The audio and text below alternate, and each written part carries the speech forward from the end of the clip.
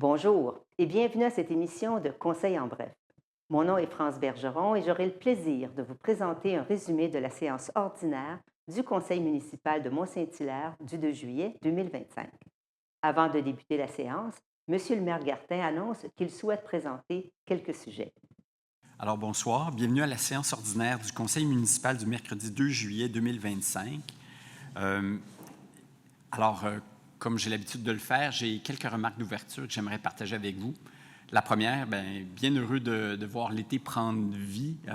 Enfin, la chaleur est arrivée. On sent l'effervescence en fait des beaux jours, puis nous avons tous envie d'en profiter. Cela dit, même sous le soleil, le travail de la Ville se poursuit. Le Conseil municipal tient ses rencontres mensuelles et quelques messages importants méritent d'être partagés avec vous. Notamment, ce soir, il y a eu l'adoption du programme triennal d'immobilisation 2026-2028. Donc, on vient juste de tenir une séance extraordinaire pour l'adoption du PTI pour cette période-là. Vous savez, le PTI, c'est une obligation légale qui demande de présenter nos intentions d'investissement pour les prochaines années, mais les décisions finales concernant chacun des projets seront prises ultérieurement. En fait, ça dépend. Notre programme triennal d'investissement dépend de la situation financière de la Ville et montre en fait qu'en ce moment, notre situation est saine. Notre endettement demeure sous contrôle largement, puis les infrastructures sont bien entretenues et font l'objet d'un suivi rigoureux par l'administration municipale et d'investissements quand même assez importants, comme vous pouvez voir, avec tous les travaux qui ont cours dans la Ville.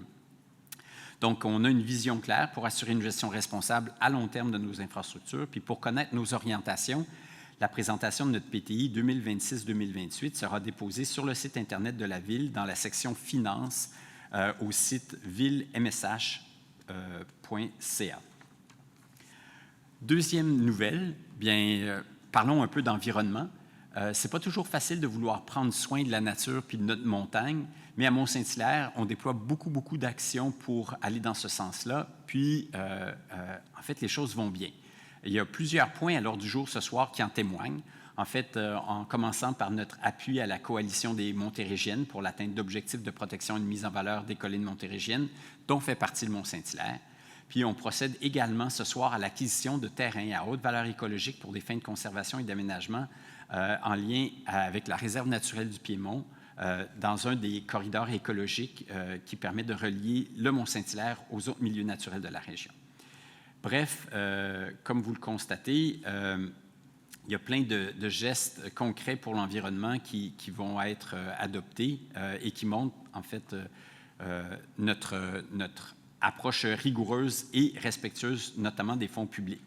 C'est pourquoi, notamment, on travaille activement à la recherche de leviers financiers comme des subventions pour concrétiser à moindre coût tous ces efforts de conservation et de protection de l'environnement. Et on est donc très fiers de vous annoncer que nous avons reçu une subvention de 3,6 millions de dollars de la part du ministère des Affaires municipales pour nous permettre de concrétiser plusieurs actions clés de notre plan climat. En fait, c'est 10 projets qui sont ciblés, dont la tenue d'audits énergétiques pour les bâtiments municipaux, l'instauration d'un programme durable pour la mobilisation et l'accompagnement des industries, des commerces et des institutions du territoire, ou encore l'implantation d'aménagements de transport actif sur le tronçon du boulevard Laurier. Pour obtenir les détails concernant cet octroi de subvention, mais je vous invite à consulter la section nouvelles sur notre site Internet pour y avoir plus de détails. M. Morin demande l'adoption de l'ordre du jour de la séance ordinaire du Conseil de ville de Mont-Saint-Hilaire. Donc, je propose que l'ordre du jour de la séance ordinaire du 2 juillet 2025 du Conseil municipal de la ville de Mont-Saint-Hilaire soit approuvé par ce conseil en retirant les 2 points suivants. Donc, le point 8, adoption du plan d'action annuel à l'égard des personnes handicapées 2025, et le point 23, donc demande de modification au règlement de zonage numéro 1235, norme minimale de lotissement dans la zone A12. Comme il n'y a pas de période de questions de l'Assemblée portant sur les points à l'ordre du jour, M. Gartin demande à M. Meillard de présenter le point relatif à la rémunération du personnel d'élection. Oui, donc, je propose que ce Conseil approuve le tableau 1 intitulé « Rémunération du personnel électoral et référendaire » ainsi que le tableau 2 intitulé « Honoraires, officiers de scrutin et trésoriers » et ce, pour toute élection municipale au référendum à venir, incluant l'élection du 2 novembre prochain, lesquels tableaux sont joints à la présente résolution, respectivement comme annexe A et B, pour en faire partie intégrante. M. Morin présente un point relatif à un appui à la coalition des Montérégiennes. Oui, donc, considérant que les Montérégiennes sont riches tant par leur histoire que leur géologie particulière, mais surtout par leur grande valeur écologique, considérant que la coalition des Montérégiennes est un regroupement de 13 organismes œuvrant à la protection et la préservation des collines, considérant que pour qu'une protection de l'ensemble des collines montérégiennes s'opère, l'obtention d'engagements communs apparaît comme une priorité. Par conséquent, je propose que ce Conseil s'engage à appuyer les principes ci-dessous émis par la Coalition des Montérégiennes, et ce, dans le but d'atteindre des objectifs de protection, de mise en valeur, dont fait partie le Mont-Saint-Hilaire, soit de reconnaître la valeur des collines montérégiennes, protéger, restaurer, connecter les milieux naturels, favoriser la concertation locale, promouvoir un accès respectueux à la nature, travailler en concertation avec les acteurs institutionnels et agricoles, saisir les opportunités de financement pour agir concrètement, et poursuivre les démarches de désignation du statut de protection de paysage humanisé, qu'une copie de cette résolution soit transmise à la Coalition des collines ainsi qu'à l'organisme Connexion Nature. M. Morin présente un point concernant un projet pilote. Considérant que le programme Cycliste averti vise à transmettre toutes les notions nécessaires pour se déplacer à vélo de façon sécuritaire aux élèves des 5e et 6e années du primaire, considérant que le programme apprend notamment à l'élève à respecter les règles de circulation et du Code de sécurité routière, considérant que Ski Saint-Bruno agit à titre de mandataire régional de Vélo Québec pour offrir le programme sur le territoire de la ville de Mont-Saint-Hilaire. Par conséquent, je propose que ce Conseil approuve le projet pilote Programme cycliste averti de la ville de Mont-Saint-Hilaire, daté de juin 2025, visant à favoriser l'autonomie et la sécurité des élèves du primaire lors de leur déplacement à vélo et à promouvoir les saines habitudes de vie ainsi que la mobilité active, lequel projet pilote est joint en annexe A pour en faire partie intégrante. M. Rainville fait la lecture du point relatif au dépôt final d'une étude. Oui, alors je propose que ce Conseil approuve le dépôt du rapport final intitulé « Mise à jour de l'étude de circulation » produit par la firme Artelia Canada Inc., daté du mois de mars 2025. M. Morin présente le point relatif à des achats groupés pour différents produits consommables. Oui, donc considérant que la Ville a reçu une proposition du Centre d'acquisition gouvernementale de préparer en son nom et au nom de plusieurs autres organisations publiques un document d'appel d'offres pour l'acquisition d'imprimantes multifonctions, de cartouches d'impression et de consommables originaux pour la durée du 30 novembre 2025 au 29 novembre 2028. Considérant que la Ville désire adhérer au regroupement d'achat du Centre d'acquisition gouvernementale pour l'acquisition d'imprimantes multifonctions, de cartouches d'impression et de consommables, par conséquent, je propose que ce Conseil confie au Centre d'acquisition gouvernementale le mandat de préparer au nom de la Ville et celui des autres organisations publiques un document d'appel d'offres visant à adjuger un contrat d'acquisition pour les imprimantes, les cartouches d'impression et consommables originaux pour la période du 30 novembre 2025 au 29 novembre 2028, puis que la période couverte par le contrat d'entretien est de 60 mois en fonction de la date d'achat ou de la conclusion du contrat de location.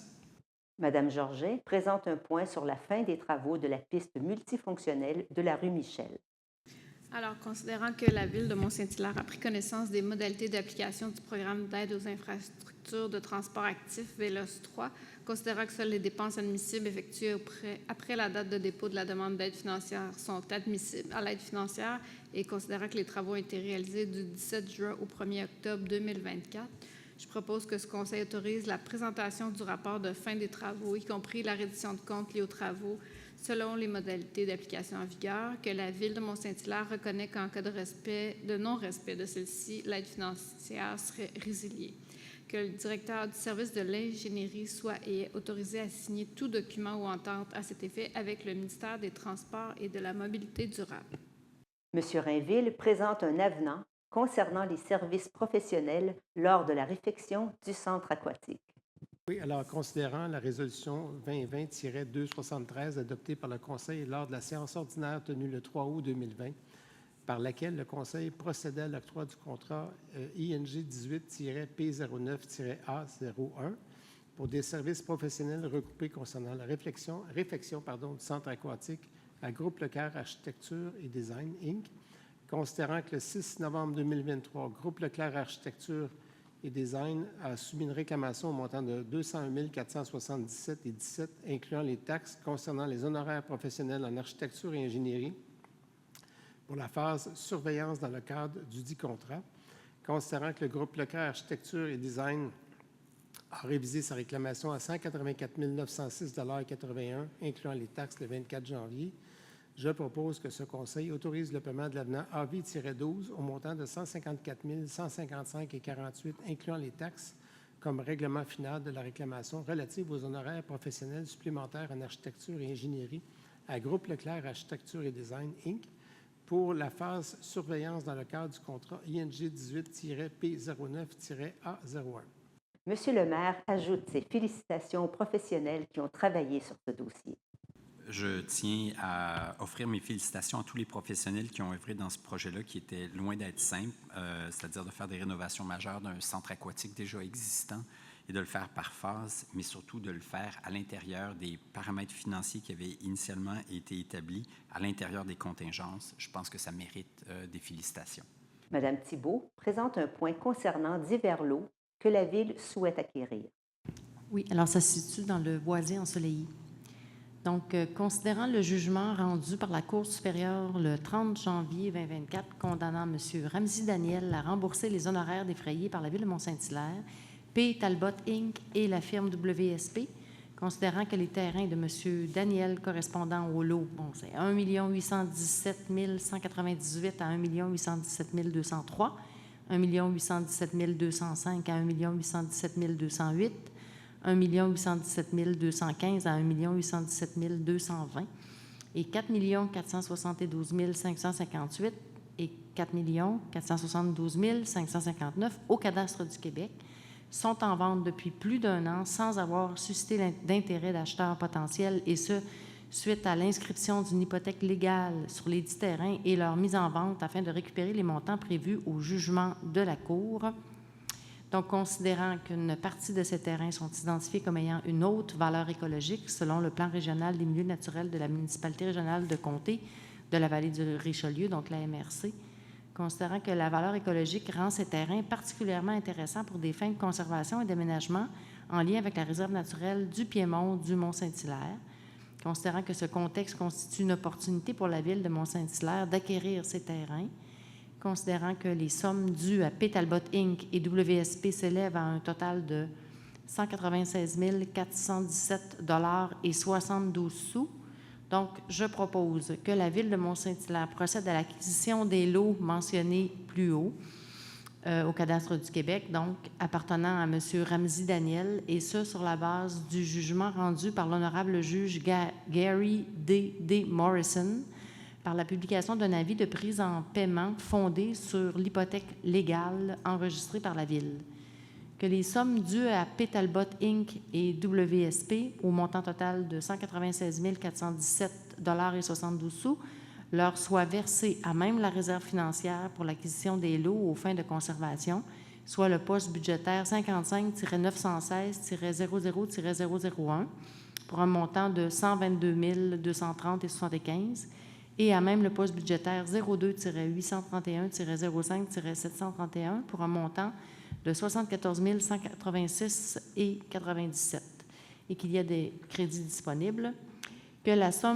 sommes dues à la Ville soient compensées à même le prix de vente et que la Ville assume également tous les frais liés à la saisie, exécution et à la vente. M. Morin fait la lecture du point concernant un don simple pour fin de conservation d'un milieu naturel.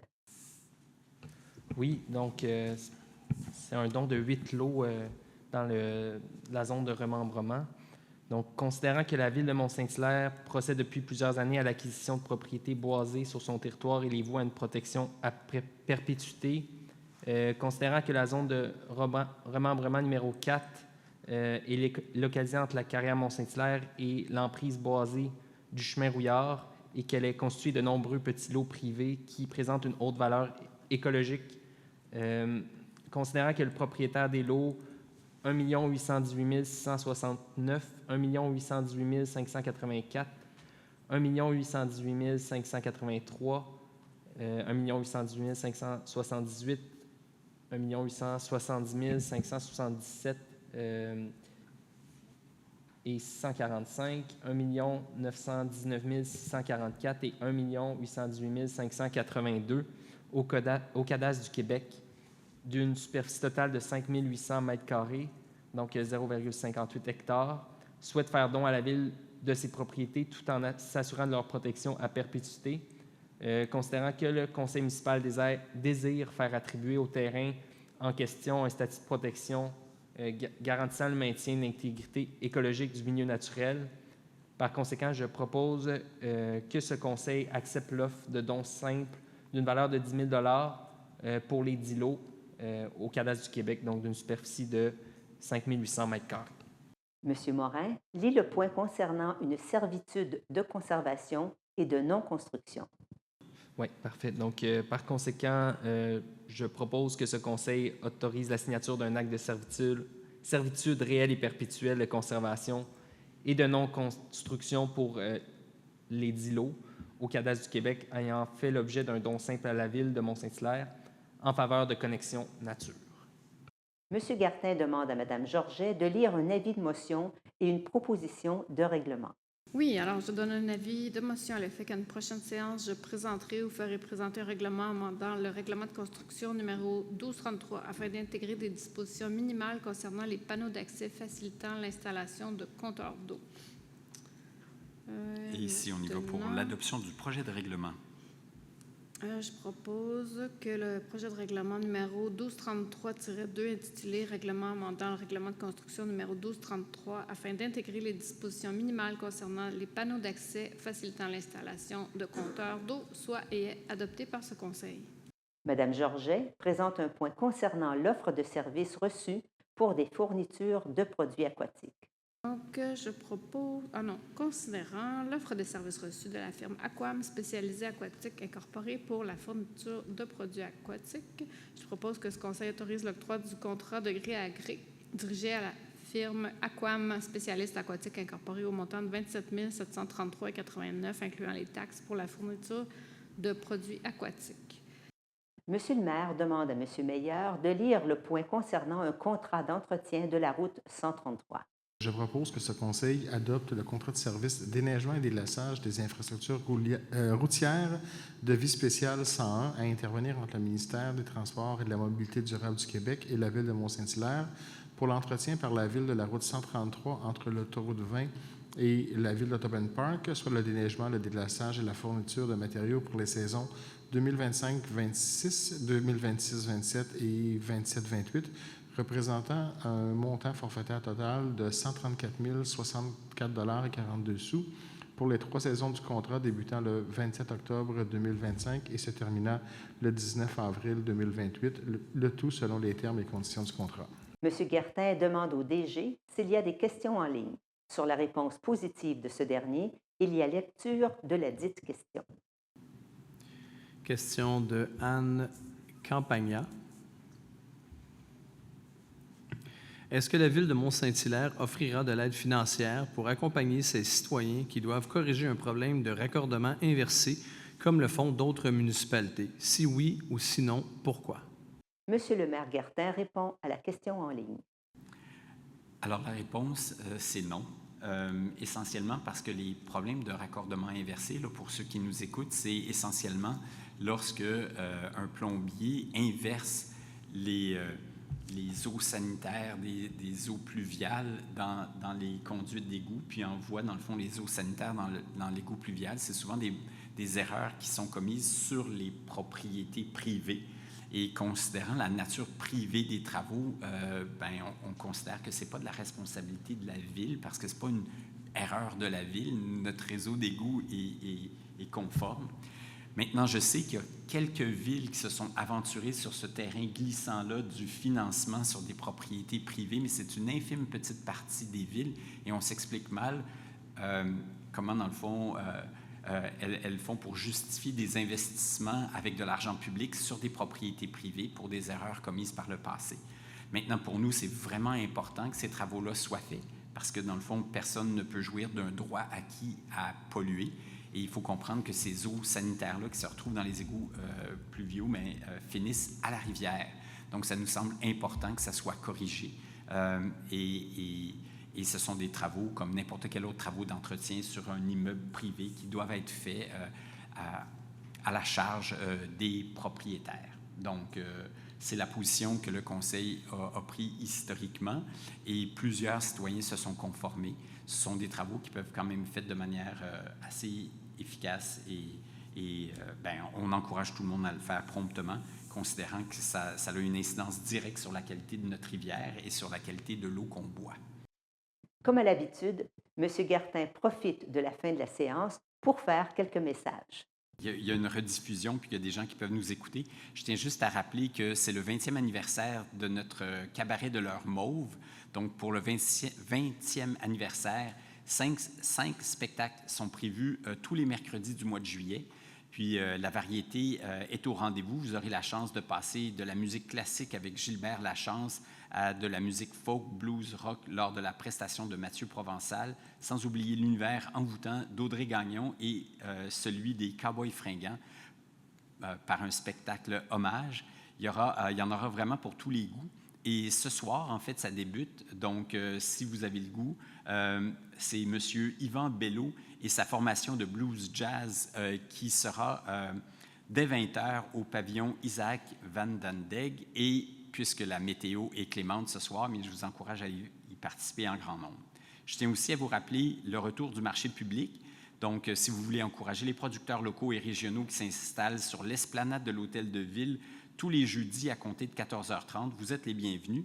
Il y a des nouveautés cette année parce que cette année, en fait, il y aura dégustation de produits vedettes tous les jeudis.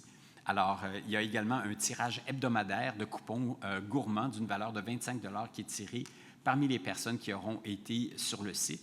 Alors, n'hésitez pas, venez goûter le marché de Mont-Saint-Hilaire, beau temps, mauvais temps, parce que s'il pleut, l'événement a lieu à l'intérieur, ici même, dans la salle Nature en mouvement.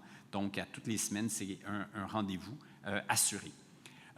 Aussi, je vous invite à venir admirer Capture Hilaire-Montaise. Donc, si vous êtes dans le coin et que ça vous tente, bien, vous êtes aussi invité à sillonner le sentier du Parc des Mers, où vous trouverez une galerie à ciel ouvert avec l'exposition du concours photo Capture Hilaire-Montaise présentée tout au long de l'été. Vous pourrez y admirer des clichés d'Hilaire-Montais et d'Hilaire-Montaise qui sont prêtés au jeu pour présenter une image qui reflète la vitalité culturelle de notre communauté. C'est une belle source d'inspiration et je vous invite à y jeter un coup d'œil. Alors, cet été, profitez de nos installations, profitez du beau temps et je vous souhaite une très belle saison estivale. Sur ce, si vous souhaitez revoir l'intégralité du Conseil de ville du 2 juillet 2025, vous pouvez contacter l'adresse figurant au bas de l'écran. Au plaisir de vous revoir le mois prochain.